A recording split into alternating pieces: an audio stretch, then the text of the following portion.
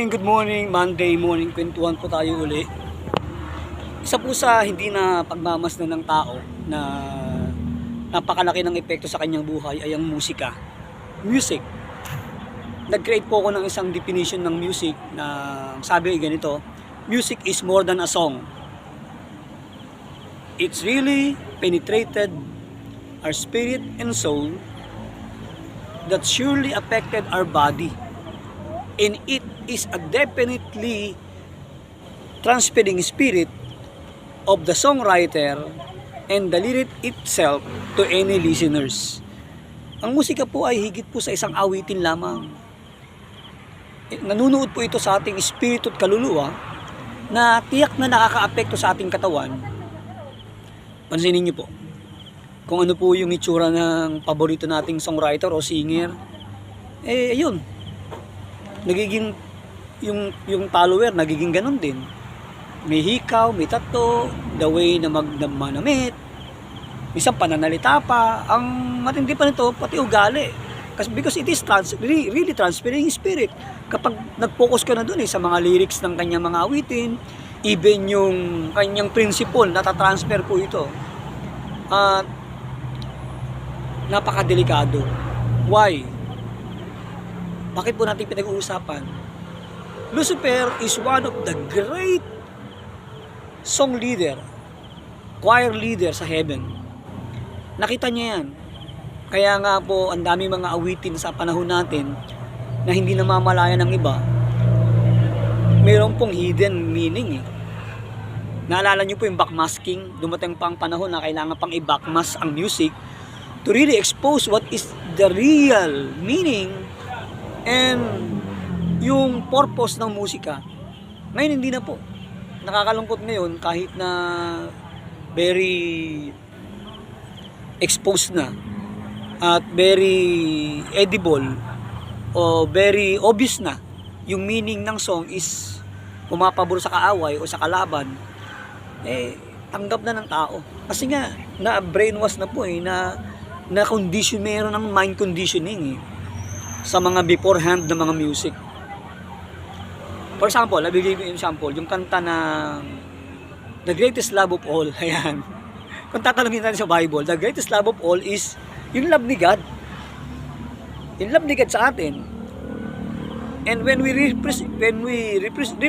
reciprocate this love, kung ibabalik naman natin yung pag-ibig na ito, ang sabi ng Bible ay ganito: this is the greatest commandment, or this is the greatest love. Love God. This is the greatest love that we could give. Ano yun? Love God with all our heart, with all our mind, with all our emotion, with all our spirit, with all our strength, with all our soul. Let us love God with all our spirit.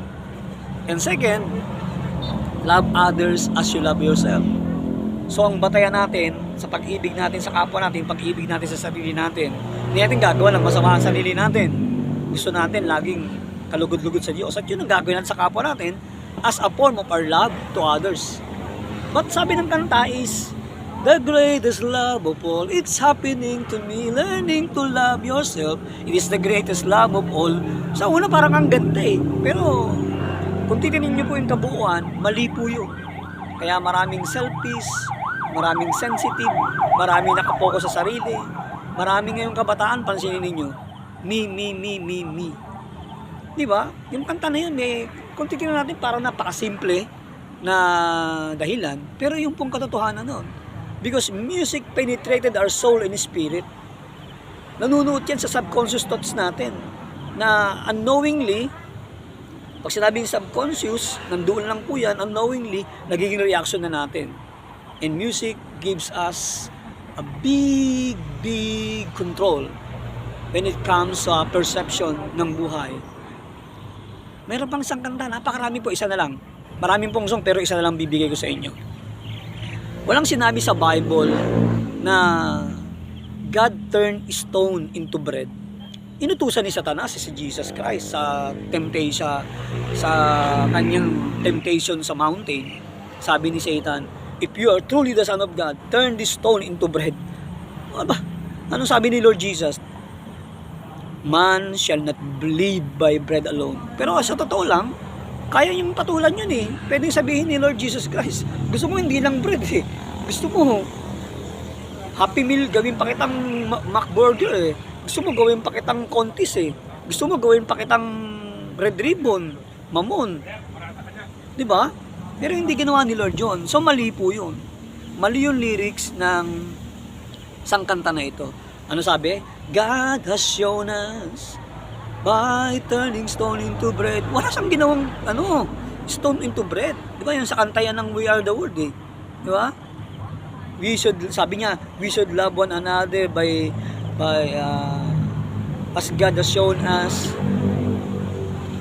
by turning stone into bread. Walang ganun. Ngayon, na mind conditioning po ang tao. Hindi po totoo yun. Hindi po nag-turn ng stone into bread si God. Kung ginawa ni God yun, hindi siya pwedeng maging tagapagligtas kasi sinunod yun si Satan. Request si Satan yun eh. Turn this stone into bread. At hindi ginawa ni Lord yun. Ang tamang kaisipan natin doon, man shall not live by bread alone. Kaya ang tao ngayon masyadong materialistiko. Yun yung nakalihim na message sa kanta na yun. Kaya isa pang matinding meaning nila siya nun eh. We are the world, become as one. Gustong gawing one word ni Satanas ang mundo. And this music really give a mind conditioning sa tao. Kanta ni John Lennon, Imagine all no heaven. Imagine mo lang heaven, imagine mo walang Diyos. Tinuturuan yung tao na mag-imagine na walang Diyos. Tapos sabi niya sa ending, and the world will be as one. At kasi yun ang gusto ni Satanas, maging isa ang mundo sa ilalim ng kanyang pamamahala. At yun ang nangyayari na ngayon sa mundo. For example, sa Olympics, di ba? Dun sa opening ritual, worshiping Satan yun eh. At ang dami po na mga nangyayari ngayon na makikita mo si Satanas ang parang naitataas. Mga tao, ang daming tato. Sa mga tato na lang, may mga demonyo pa. Kita mo yun, dati takutin mo lang, may mumu dyan. Takot na mga bata, ngayon wala na. Nagkaroon kasi ng mind conditioning ang mga bata sa awitin, sa mga Nickelodeon, sa mga Disney film, ang dami. Mga music ng mga, alam niyo yun, mga binenta nila yung kanilang kaluluwa kay Satanas. Kaya remember, music is more than a song. It really penetrated our soul and spirit that really give big effect to our body.